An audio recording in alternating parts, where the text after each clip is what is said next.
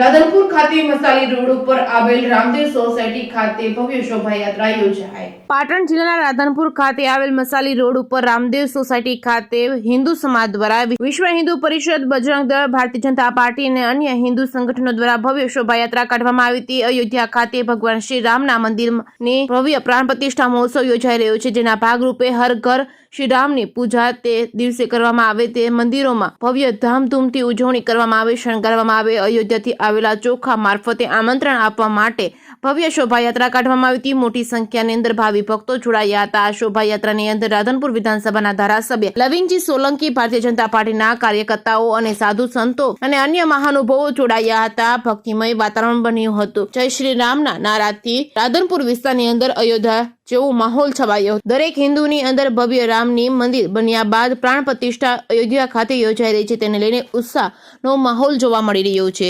Reporting by Manu Thakkar, Radhanpur. Ramdev society દ્વારા માં ગાયત્રીને નમન કરીને એ રામચંદ્ર ભગવાનની ભવ્યથી અતિ ભવ્ય શોભાયાત્રા નીકળી।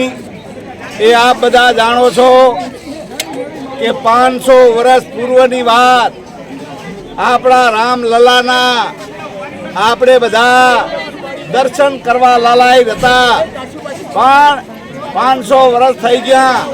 પણ એવા સમયે આપણા ભારતના યશસ્વી વડાપ્રધાનને યુગ પુરુષ મોદી સાહેબે આપણા રામલલાની જે વાત હતી એ 22મી જાન્યુઆરીએ આખા ભારતમાં એ આપનો એ દિવાળી જેવો માહોલ રહેવાનો છે।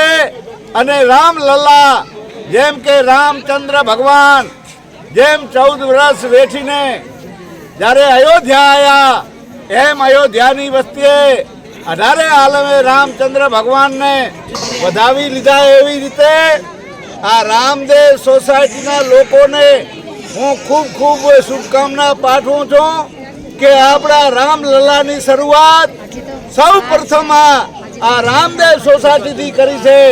એટલે અને 22મીએ આપણા ભવ્યથી ભવ્ય એ આપણા રામલલ્લાના મંદિરનો પ્રાણ પ્રતિષ્ઠા થવાનું છે।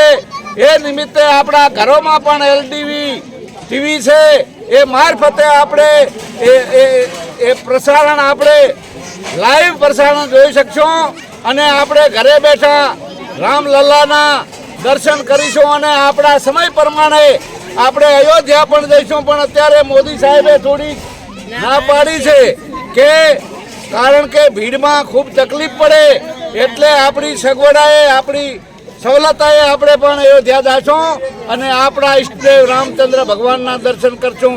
અને અહીંયા પણ આજે મને એવું લાગ્યું કે નાના બાળકોથી માંડીને 80 વર્ષના વૃદ્ધો જે આજે ખરેખર આ સામૈયામાં આ વરઘોડામાં જે નાચ્યા છે એ ખૂબ જ સરાહનીય છે। ખૂબ હું અભિનંદન આપું છું। બોલો રામચંદ્ર ભગવાન।